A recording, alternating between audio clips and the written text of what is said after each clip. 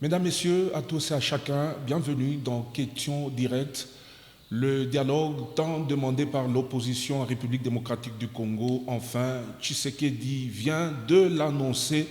Nous sommes en train de revenir sur ce long discours qu'il a eu à prononcer à l'intention de toute la nation congolaise. Les opposants, certes, l'ont suivi et vite. Nous avons fait recours aux leaders des jeunes d'Ensemble pour la République, ici dans la province du Haut-Katanga. Il s'agit de M. John Mbangu Kayombo. Avec lui, Sangan, nous allons revenir sur ce décryptage par rapport à ce que le président de la République a débité et a donné comme condition d'organisation de ce dialogue. Bienvenue à tous, ça sera chaud, nous le supposons, au travers de ces quelques minutes que nous allons passer ensemble avec notre invité de marque, j'ai dit John Mbangu Kayombo à qui nous disons bonsoir et bienvenue. Merci, messieurs les journalistes. Nous tenons à saluer les milliers, voire les millions de Congolais qui nous suivent à travers votre média. Merci beaucoup. Quel sentiment avez-vous actuellement là? De confiance ou de méfiance? Le dialogue, vous l'aviez tant demandé, il est là, Tshisekedi l'a annoncé, un dialogue pour la paix, un dialogue de cohésion nationale, un dialogue pour la refondation de l'État. Les Congolais, de manière générale, ont regretté de voir que les discours tenus par Fachi semblent être une distraction. Vous dites? Le discours de Fachi aujourd'hui, les Congolais l'interprètent comme une distraction. En quel sens? Les Congolais veulent réellement avoir la paix, retrouver la paix. Et lorsque nous voyons ce que Fachi nous a proposé, c'est une déception totale. On ne peut pas penser avoir la paix dans ce pays tout en excluant les acteurs majeurs qui doivent réellement agir pour que la paix soit retrouvée. Et lorsque nous voyons les formats même du dialogue annoncé, on trouve que Fachi n'a pas la volonté de mettre les Congolais ensemble. Parce que quand il nous dit c'est avec qui il dialogue à Doha, n'auront pas droit de prendre part au dialogue qui se tiendrait à Kinshasa, c'est déjà un problème sérieux. Et tous les Congolais savent que si nous parlons aujourd'hui de la paix qui nous manque, c'est parce qu'il y a les Congolais qui ont pris les armes. Et si aujourd'hui, nous souffrons dans certains domaines de la vie, parce que l'État maintenant là est censé concentrer toute l'énergie financière à l'effort de guerre, c'est parce qu'il y a les Congolais qui ont pris les armes. Et lorsqu'on se dit, on doit trouver la paix, on doit mettre fin au crépitement des balles et au bruit des bottes, tout en excluant ceux-là qui sont acteurs majeurs dans cette crise. C'est pourquoi nous parlons de la distraction. On va en venir. Alors, allez-vous donc poser des conditions pour participer à ce dialogue?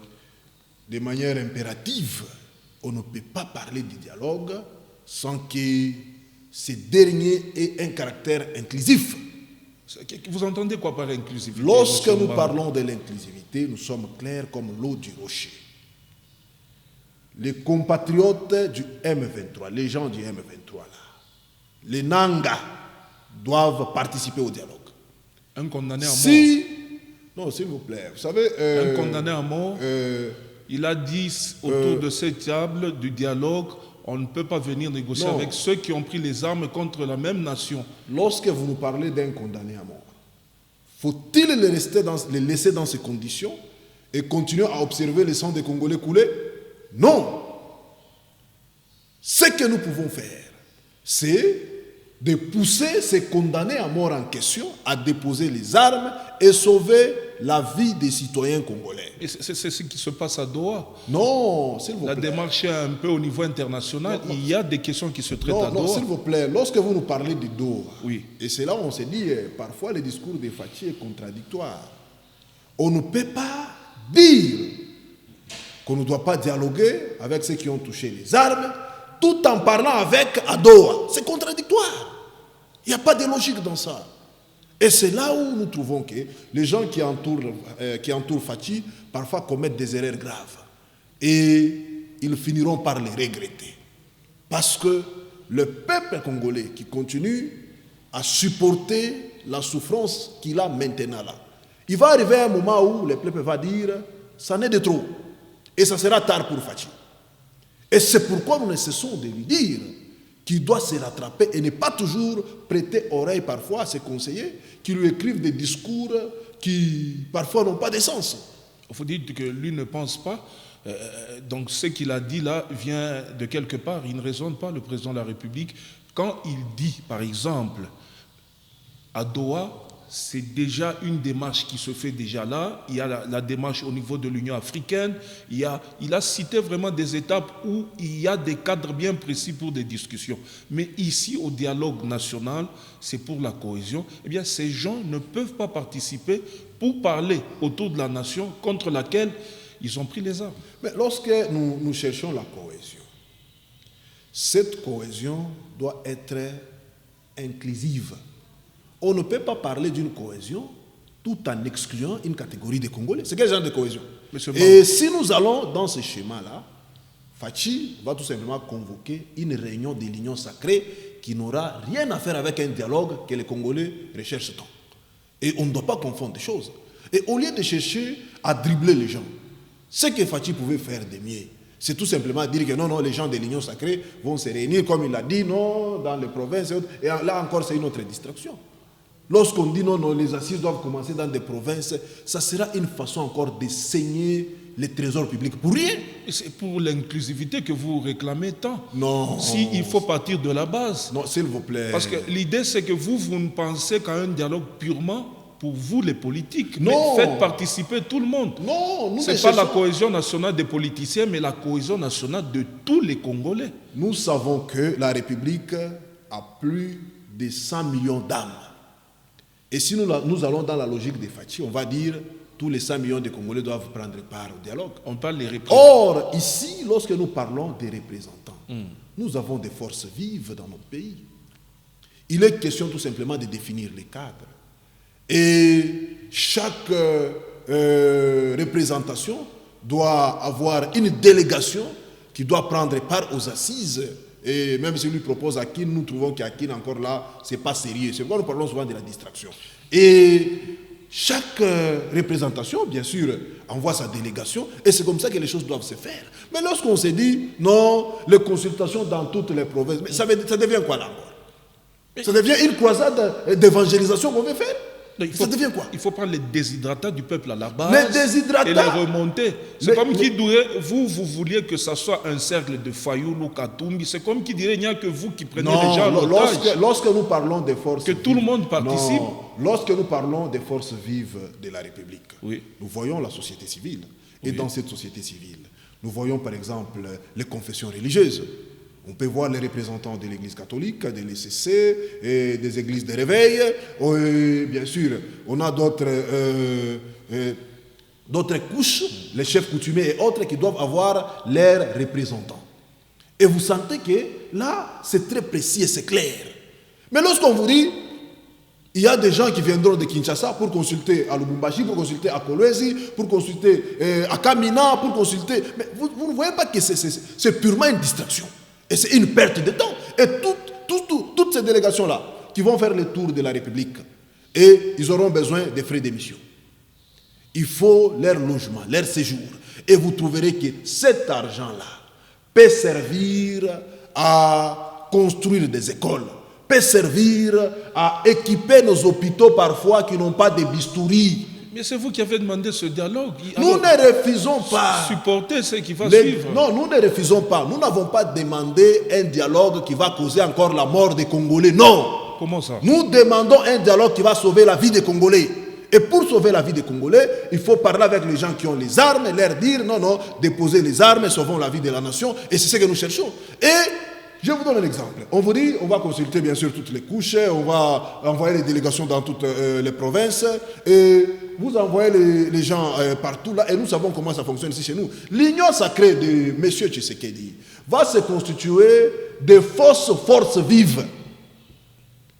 Nous risquons d'avoir ici des gens qui vont se présenter là comme étant de la société civile sans jamais l'être.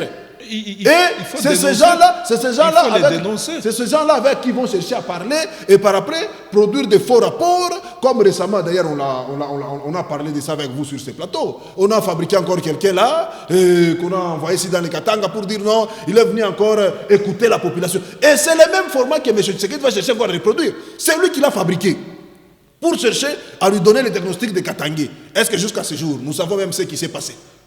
Vous trouverez que c'est les mêmes choses qu'on veut nous reproduire. Or, nous ne voulons pas de ça. Nous voulons avoir un dialogue sérieux. Et le dialogue sérieux est celui qui doit réunir les acteurs majeurs. Donc vous imposez au président de la République qui convoque ce dialogue à faire ce que vous voulez. Il est le garant des bonnes... Non, il n'est pas question d'imposer. Il est question de lui donner quelques orientations. Mais ce qu'il a fait, en quoi c'est mal jusque-là? Où est le mal? Vous le situez où? Le premier mal qu'il y a dans son discours, c'est le fait de ne pas vouloir mettre les Congolais ensemble. Un président de la République est le symbole de l'unité nationale. C'est comme un père de famille. Vous êtes dans votre famille, vous avez des enfants parfois qui commettent des bêtises, mais lorsque vous voulez unir votre famille, vous n'allez pas dire ceux qui ont commis des bêtises, je vais dialoguer avec chez les voisins, et ceux qui n'ont pas commis des bêtises vont dialoguer avec moi à la maison, au salon. Non, ça c'est le genre de parents. C'est le genre de papa ça. Et nous ne voulons pas de ça. Il doit être le symbole de l'unité nationale. Et ne pas se laisser influencer par les sentiments de ces conseils et autres là, les gens qui veulent tout simplement l'intérêt politiquement parce qu'ils trouvent qu'ils ont des intérêts qu'ils veulent à tout prix préserver. Monsieur John, quand les Nanga sont là en train de discuter avec Fachi à Doha, vous ici dans la C64, Nanga n'a pas plaidé la cause pour que vous y alliez également. Mais pourquoi vous vous ternez mordicus pour que Nanga vienne participer à ce dialogue? On ne comprend pas. Pour un condamné à mort, pourquoi eux ne vous appellent pas à Doha, mais vous insistez qu'ils viennent dans ce dialogue de Fachi? Non, nous avons l'esprit tourné vers la paix. Si les autres peuvent voir leurs intérêts, ce n'est pas ça notre problème. Et les gens qui ont été tués là? Non, s'il vous plaît. Vous pensez aussi à ces gens, à leurs familles? Nous pensons à ces Congolais qui sont tombés paix à leurs âmes. Mais le plus important est de préserver la vie de ceux qui sont encore debout. Est-ce que parce qu'il y a eu des Congolais qui sont morts, nous devons maintenant dire qu'il faut sacrifier ceux qui sont en vie? Nous devons dire qu'il faut continuer à produire les orphelins au lieu de produire les avions, les véhicules, même l'allimette, même les bikonga ya moto, ça vient toujours de la Zambie. Et nous devons continuer à produire les morts. Et si nous nous disons que mettons fin à la production, nous devons cesser d'être une république productrice de morts. Et pour y arriver, bien sûr, il y a eu des choses qui se sont passées qui nous brisent les cœurs. Est-ce que nous devons rester dans l'émotion? Non. Lorsqu'on gère la République, lorsqu'on parle de l'État, on doit mettre à côté l'émotion. Et c'est pourquoi nous trouvons que nous devons être autour d'une table avec ceux qui ont pris les armes. Si eux ne nous invitent pas à leur discussion à Doha, est-ce que cela va nous pousser aussi à dire que non, nous ne devons pas les inviter? Non, nous sommes les hommes d'État. Un homme d'État est celui qui ne doit pas agir par le principe de œil pour œil, dent pour dent. Non. Un homme d'État est celui qui doit être au-dessus de la mêlée. Il doit parfois sacrifier ses intérêts pour l'intérêt supérieur de la nation. Et c'est ça que nous cherchons avec Moïse Katumbi ensemble, lorsque nous parlons du dialogue inclusif. Si nous étions égoïstes, politiquement parlant, on adhérerait au format de Fachi. Mais lorsque nous, ensemble, Moïse Katumbi, ainsi que la C64, insistons pour que le dialogue soit inclusif, parce que notre problème n'est pas de sauver la vie d'un politicien ou la vie d'un parti politique. Notre problème est de sauver la vie des Congolais. Les Congolais ont tant souffert. Ça fait plus de 3 décennies. Les Congolais ne font que mourir à cause de l'insécurité. Et jusque-là, nous comprenons qu'il y a possibilité de mettre fin à cette situation. Lorsque nous nous mettons autour d'une table et nous nous parlons de manière sincère. Et même lorsque Fachi nous parle du partage des pouvoirs, qui lui a dit que nous cherchons les pouvoirs? Nous, ce que nous cherchons à lui dire est qu'il doit être respectueux des textes, parce que nous sommes obsédés des textes avec Moïse Katumbi. Ce qui nous intéresse, c'est le respect des textes qui nous régissent. Et quand lui, dans son discours par exemple, il nous parle de non-partage du pouvoir, ça, il s'adresse à d'autres Congolais, pas à nous. Mais c'est se référant peut-être à d'autres dialogues, ça finit toujours par le partage du pouvoir. Ça, ce n'est pas notre objectif. Notre objectif, l'objectif de Moïse Katumbi n'est pas de chercher à partager le pouvoir avec qui que ce soit. L'objectif de Moïse Katumbi est de mettre fin à l'insécurité à l'Est et de faire de sorte que les Congolais retrouvent la paix. Monsieur Bambo, Kabila est condamné à mort. Mais les gens du PPRD passent dans les médias, ils peuvent aller parler. Pourquoi ils veulent seulement que Kabila vienne à ses assises? Même là à Doha, Nanga n'y va pas. C'est une délégation qui va représenter Nanga là-bas. Mais à ce dialogue, pour ceux qui n'ont pas pris les armes, les gens du PPRD par exemple, peuvent aller plaider la cause de leur leader, tant bien même qu'il n'est pas là. À ce dialogue, pourquoi vous voulez seulement que Kabila soit là, Nanga soit là? Leurs représentants ne peuvent-ils pas venir et participer au dialogue et présenter les déshydratats de leur leader? Non, s'il vous plaît. Vous savez, dans toute organisation, oui, il y a toujours eu un leader, une personnalité qui est le symbole de l'organisation. Et lorsque nous trouvons qu'il faudrait que ce symbole-là soit présent pour trouver la solution au problème que nous avons. On ne voit pas encore, on pêche. Et c'est pourquoi nous disons Kabila doit être présent au dialogue. Nanga doit être présent au dialogue. Et si nous le disons, ce n'est pas parce que nous voulons nous faire avocat de Kabila ou de Nanga, non. C'est parce que nous voulons que la République retrouve tous ses fils et toutes ses filles autour de la table afin qu'ils se parlent de manière honnête pour sauver la vie des citoyens. C'est tout simplement ça. Vous vous rappelez? Et aujourd'hui, c'est triste, c'est regrettable de voir la République que nous avons aujourd'hui saucissonnée. D'un côté, nous avons des gens à qui, maintenant, là, on veut priver même les droits d'étudier dans les universités publiques. Est-ce que cette situation doit continuer comme ça? Et c'est là où on se dit, au lieu de continuer à être radical, c'est mieux d'être radical lorsqu'on est dans l'opposition, parce qu'on ne met pas la République en danger. Mais lorsqu'on amène le radicalisme qu'on avait dans l'opposition au pouvoir, on met toute une nation en danger. Et c'est pourquoi nous disons, il est temps pour nous d'être au-dessus de la mêlée. Nous devons éviter les émotions. Lorsque nous gérons la République, évitons les émotions. Et nous devons nous mettre dans la peau de ces Congolais-là de Goma, de Bukavu. On a dit, à quelques jours de la rentrée académique, vous n'avez plus le droit d'aller étudier. Mais s'il vous plaît, mettons-nous à la place de ces compatriotes-là. Mettons-nous à la place de ces compatriotes-là. Et nous avons la possibilité de mettre fin à ça, sans faire crépiter une seule balle, à travers tout simplement une table ronde. Et vous trouverez que le pouvoir, l'union sacrée, tout simplement dans la distraction, et pense que lorsque nous parlons République, il est question du partage des pouvoirs, il est question du partage d'argent, comme certains se permettent même de passer des faux bruits sur les plateaux de télé. J'ai suivi chez vous ici, quelqu'un dire que non, nous allons demander l'argent à l'union sacrée. Oui, mais s'il vous plaît. Il dit on vous donne de l'argent. Non, s'il vous plaît. On vous donne si, de l'argent. À l'époque, les compatriotes qui sont au pouvoir allaient demander l'argent au régime passé, parce que leur maître leur disait de le faire. Que si on vous donne l'argent, allez prendre. Ce n'est pas le cas avec nous, katumbistes, qui avons déjà une vie assise sur tous les plans.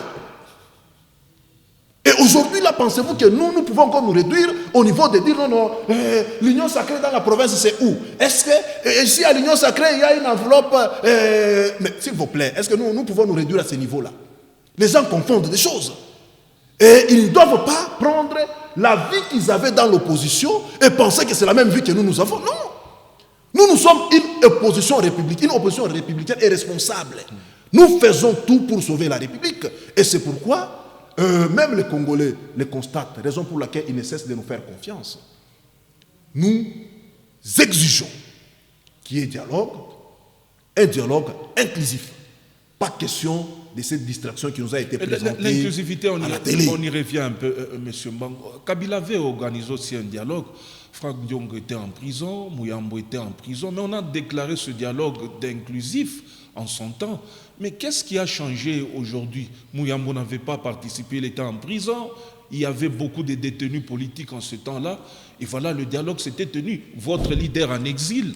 Mais voilà, le dialogue s'était tenu. Mais pourquoi aujourd'hui vous tenez que ces individus soient toujours là? C'est quoi l'agenda caché, M. John? Non, vous savez, ce que nous voulons, et de sauver la vie de la République. Si par exemple, dans le passé, nous avons commis les erreurs, et sommes-nous censés à continuer toujours avec ces erreurs-là pour demeurer dans la même situation et faire les cercles vicieux? Non. Raison pour laquelle on s'est dit, lorsque nous nous analysons par rapport aux erreurs du passé, on s'est dit, il y a possibilité d'améliorer.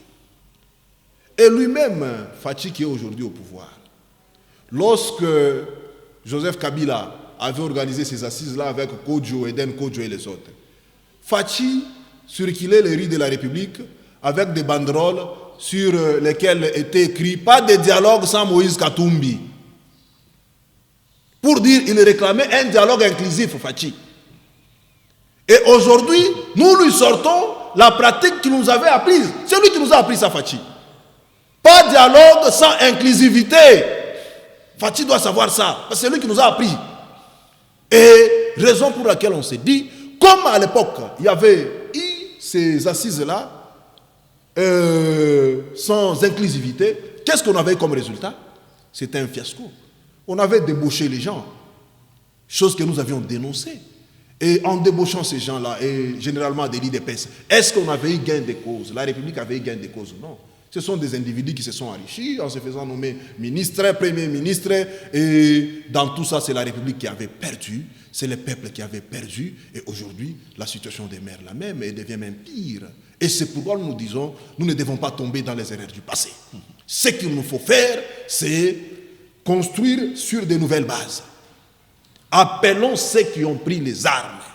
Parce que, nous, les Congolais ne comprennent même pas. Lorsque vous dites que nous voulons avoir la paix, mais vous refusez de parler avec celui qui a l'arme.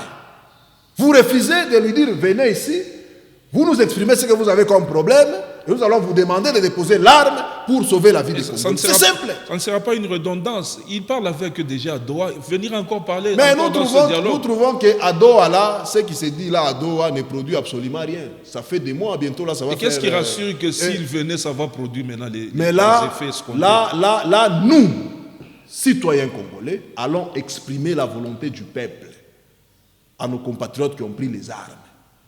Parce qu'à Doha, les représentants de Fachi expriment la volonté du gouvernement congolais. Et peut-être cette volonté-là n'arrive pas à convaincre ses compatriotes à déposer les armes. Et quand ils seront avec nous autour de la table, nous allons exprimer la volonté du peuple. Alors, vous craignez donc d'aller à ce dialogue où Tshisekedi a déjà fixé les limites. Alors, vous allez faire quoi en entre-temps? Ne risquez-vous pas de laisser un dialogue purement mais d'une union sacrée? Non, c'est pourquoi je vous ai dit, ça sera tout simplement le congrès de l'union sacrée. Ça ne sera pas le dialogue. Donc vous n'allez pas y participer? Dans ces conditions-là, non. Nous ne pouvons pas accepter de prendre part à une messe qui va tout simplement permettre aux gens de faire dépenser l'argent de la République sans trouver la paix que nous recherchons. Donc Tshisekedi, une marionnette de la C64 de Katumbi ou de Kabila, donc lui n'est plus président de la République. Il prend les décisions, il doit revenir sur ces décisions parce que l'opposition a parlé. D'abord, qui a dit que lorsqu'on parle d'un président de la République, il est un Dieu pour que sa parole soit considérée comme évangile quand il le dit à la télé et nous devons dire Amen lorsque lui boit de l'eau dans son verre? Qui a dit ça? Ce qu'il a dit là ne concerne pas le peuple. Le peuple a besoin d'avoir un dialogue inclusif. Et c'est pourquoi, lorsque vous dites non, il doit devenir marionnette, non, on ne dit pas qu'il doit devenir marionnette. Mais, il doit comprendre que... Il est président de la République parce que de tout ce temps, vous attendiez qu'il se prononce quant à l'organisation. Donc vous reconnaissez que celui qui peut convoquer ce dialogue, il n'y a que le président Tshisekedi. Il vient de le faire, vous voulez qu'il revienne sur ses propres paroles, sur ses propres décisions. Non, on ne lui refuse pas. On ne lui refuse pas le pouvoir de convoquer les dialogues. Mais on n'accepte pas qu'il nous convoque le congrès de l'union sacrée et en nous les présentant comme étant dialogue. Non, ça on n'accepte pas. Nous ne sommes pas les enfants de l'union sacrée pour nous faire tirer à la ligne de distance fixe latérale, mais en haut, comme si nous étions à l'école de l'union sacrée. Non. Ils doivent le faire entre eux et nous, ce que nous voulons, qu'il y ait un dialogue où, si nous nous mettons autour de la table, il ne sera pas question de dire non, vous êtes premier ministre, vous êtes gouverneur, il n'y aura pas de cette question de dire que non, ils sont pressés. Non, il sera question des Congolais. Donc, elle est là, Souminois, là, elle est une citoyenne congolaise, au même pied d'égalité que Mbangu. Nous nous regardons en face et nous parlons République. Il ne sera pas question de dire non, excellence Souminois, non. Madame Souminois, elle m'appelle Monsieur Mbangu. C'est comme ça que ça doit se passer. Nous parlons République. Et les gens ne doivent pas confondre. Parce qu'il ne sera pas question de dire allons faire des courbettes, allons demander à quelqu'un et il doit nous accorder des faveurs. Non. Parce que cette République n'est pas un bien privé de quelqu'un. Il n'y a pas quelqu'un qui peut nous dire ici qu'il détient les documents lui légués par ses parents, ses arrière-grands-parents. Alors, nous autres, nous devenons ses locataires. Non. Et lorsque nous trouvons que celui qui est au pouvoir, parfois fait preuve des limites, nous devons l'appeler comme ça et lui dire non, monsieur, là vous êtes à côté. Retournez sur les rails. Retournez sur les rails. Et c'est ce que nous allons faire au dialogue. Parce que nous ne voulons pas que cette République acquise après indépendance, aujourd'hui, demeure saucissonnée comme c'est le cas. Non, ça doit prendre fin. Et il ne sera pas question de la complaisance. Nous parlerons avec un ton ferme tel que nous le faisons ici.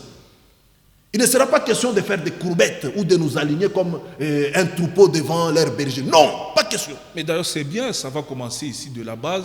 Vous êtes ici dans le Haut-Katanga, vous connaissez tous les problèmes d'ici, ceux qui fragilisent la cohésion nationale, la paix et consorts. C'est bien de commencer les discussions ici à la base et les remonter à la fin, n'est-ce pas, aux discussions finales à Kinshasa. C'est là où nous parlons de la distraction, chers compatriotes. Lorsqu'il est question de remonter les vrais problèmes de la base à la table où nous devons parler. Parce que vous voulez la cohésion nationale, ce n'est pas la cohésion nationale des politiques. Non, nous parlons de la cohésion nationale de tout le peuple. De toute la nation. Oui. Et c'est pourquoi on parle de la cohésion nationale. Ce n'est pas une question de la cohésion provinciale. Et je vous ai dit ici, vous savez, les gens de l'Union sacrée sont malins. Lorsqu'ils ont demandé à Fachi, ou ils lui ont écrit dans son discours là, de dire non, il faut, la constitution doit commencer à la base. Ils veulent bouffer l'argent de la République. C'est tout simplement ce qu'ils cherchent. Ils savent que non, il y aura des missions, les gens vont descendre, ils vont loger dans les hôtels de luxe, et ça sera une occasion pour eux de se construire des maisons, pour ceux qui sont locataires. Ceux qui ont des chantiers, ça sera une occasion pour eux de se prover les gyprocs, les carreaux et finir leur chantier. C'est ce qu'ils cherchent. Et vous aurez les perdièmes. Non, et vous aussi, vous aurez les perdièmes quand vous allez participer là-bas. S'il vous plaît, oui. Mbangu prend part au dialogue national. Est-ce qu'il aura besoin même $1 de la République? Non. Et si on vous en Katumbi prend tout en charge. Mbangu n'aura même pas besoin $1 de la République. Et vous dites si on me donnez-moi les perdièmes, je vais refuser. Je vais prendre ça pour quelle raison? Parce que nous n'allons pas au dialogue pour chercher l'argent. Et c'est là où nous dénonçons ces formats de dire les gens doivent descendre en province pour constituer des missions et avoir l'argent de la République. Ça, nous refusons. Alors si vous allez à Kinshasa, vous serez logé, vous serez nourri pendant ce temps. Nous allons nous prendre en charge. Nous allons nous prendre en charge. Et c'est là où nous disons, nous allons nous organiser. Je l'ai dit, oui. Comme structure, nous devons nous organiser. Nous, politiques, nous nous organisons à notre niveau en consultant la base. La société civile s'organise à son niveau en consultant la base. Prenons le cas des chefs coutumiers et autres là, oui. S'organisent aussi en consultant leurs compatriotes. Et chacun de nous va monter à la table des palabres avec les cahiers de charges. C'est ce qui doit être fait. Laissons-nous nous prendre en charge en consultant nos compatriotes. Conservons l'argent de la République. Cet argent-là peut aider à payer les enseignants, peut aider à payer les médecins, parfois qui se font tabasser, gifler et tirer même les joues comme les enfants de la maternelle, parce qu'ils réclament leurs droits. Et devons-nous encore dépenser l'argent que nous avons, l'épée que nous avons, en envoyant les gens qui viennent de Kin se promener dans toutes les 26 provinces pour chercher quoi? Pour chercher quoi? Et vous savez, avec le système que nous avons au Congo, lorsque ces gens ici veulent descendre dans toutes les provinces, et ils viendront encore faire la tracasserie auprès des autorités locales. Ils ont les frais d'émission de Kinshasa, ils arrivent ici, ils trouvent soit les gouverneurs, les maires de la ville, et ils commencent encore à déranger. C'est comme ça que ces gens-là fonctionnent. Et comme nous connaissons leurs méthodes, nous savons que ce sont des gens qui n'ont aucun souci de voir la République avancer, décoller. Nous disons, ça ne doit pas continuer comme ça. Ce n'est pas un procès d'intention parce que ce comité d'organisation Tshisekedi va le sortir d'ici peu. Ça peut être composé avec vous, les gens de l'opposition. Donc vous aussi, vous irez chez le gouverneur demander l'argent. Ce n'est pas un procès d'intention. D'abord, nous, je l'ai dit et je le répète encore ici. Nous ne pouvons jamais demander l'argent chez le gouverneur. Il le sait, et d'ailleurs, il n'en a même pas. Vous vous autosuffisez? Or, il est conscient que nous, tels que nous sommes ici, nous sommes capables de construire ces bâtiments-là du gouvernorat dans un temps record. Il sait que nous avons tous les moyens. Et même Fatou lui-même, il lui arrive de dire que non, maintenant là, nous quand nous étions dans l'opposition, on n'avait pas de moyens, mais maintenant là, nous avons une opposition qui a vraiment tous les moyens. Et c'est pourquoi, non, pas Yapété. Yapété là, ce sont les discours qu'on lui dit par ses conseillers, qu'il induit souvent en erreur. Et c'est pourquoi nous disons, nous n'accepterons pas. Lorsque vous nous dites que non, c'est un procès d'intention, il n'est pas question d'un procès d'intention, nous connaissons. On peut trouver quelqu'un qui sort de Kinshasa, on lui envoie ici pour dire non, on va consulter. Et il arrive ici, commence à déranger le gouverneur, je ne peux pas avoir un carré minier, papa. Pourquoi tu as fait un carré minier au dialogue? Et nous ne voulons pas de ça. Il va arriver, non, Katanga, million des. Mais on vous a envoyé pour chercher les millions. Et c'est comme ça que ces gens-là, nous ne voulons pas qu'ils viennent encore créer la cacophonie, les désordres. Les gens de l'Union sacrée, oui, au niveau des provinces, qu'on les laisse consulter ici en province. Et qu'ils montent à Kinshasa avec leur cahier de charges de l'Union sacrée. Nous, de l'opposition républicaine, qu'on nous laisse consulter ici. Et monter à Kinshasa avec notre cahier de charges. Les gens de la société civile doivent faire pareil. Et les Kinois doivent nous attendre là-bas. Ils doivent constituer leur délégation avec laquelle nous devons prendre part au dialogue. Et c'est comme ça que ça doit se faire. Et lorsqu'on nous dit on doit envoyer dans toutes les provinces, j'espère qu'on va envoyer aussi à Goma et à Bukavu. Parce qu'on ne peut pas dire on va envoyer les délégations dans toutes les provinces sans mentionner Goma et Bukavu. Ou bien Goma et Bukavu est suspendu comme on a suspendu les activités académiques là-bas. Et c'est là où j'ai dit nous devons être rationnels. Or, dans notre rationalité, on va laisser Nanga et ses compagnons consulter la population qu'ils ont là et monter avec leur cahier de charges à la table où nous devons parler. Vous voyez que nous sommes plus rationnels que les gens qui gèrent plus de 100 millions de Congolais. Et si Fatou me suivait maintenant là, il risque de chasser tous ses conseillers. Il va dire voilà, l'homme dont la République a besoin, Mbangou est là. Mais pas vous. Qu'est-ce que vous m'avez dit? Vous m'avez donné comme discours. Ça, c'est une distraction, c'est une honte. Alors, quel résultat concret attendez-vous à l'issue de ce dialogue? Je pense que la Constitution va être aussi abordée là-bas. Je sais que vous n'aimez vraiment pas qu'on parle de ça parce que vous pensez que Tshisekedi veut se pérenniser au pouvoir. C'est une occasion de parler aussi sur le débat de la Constitution et du référendum.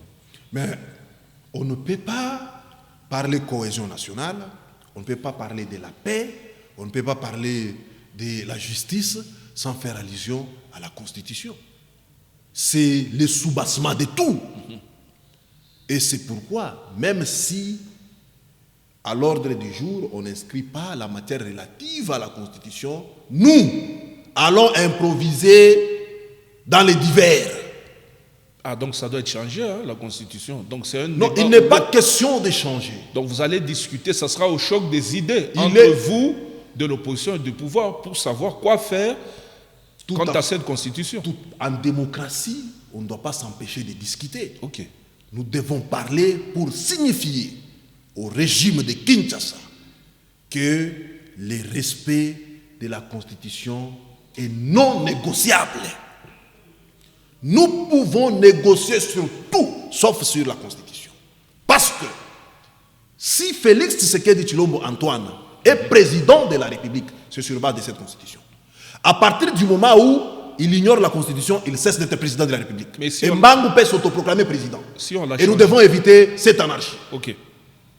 Et c'est là où nous allons demander à nos compatriotes de l'Union sacrée, les gens qui nous gouvernent à Kinshasa, que la Constitution doit être respectée. Et même quand Fatou, dans son discours, il nous dit non, il ne sera pas question de remettre en cause les institutions qui ont encore leur légitimité, l'égalité. Et on va lui dire, nous n'avons pas besoin de nous cafouiller votre présidence. Nous vous la laissons. Mais en 2028, papa, même si on nous ressuscitait Simon Kimbangu, on va dire, le mandat de Tshisekedi a pris fin et il doit partir. Ça, c'est non négociable. Alors, nous allons chuter par la dernière question. Je vous en prie. Si vous êtes en face du président Tshisekedi, quelle serait votre principale exigence pour que ce dialogue soit crédible? Vous êtes en face de Fachi, vous lui dites quoi? La principale proposition est qu'il se surpasse pour faire de sorte que les dialogues soient inclusifs.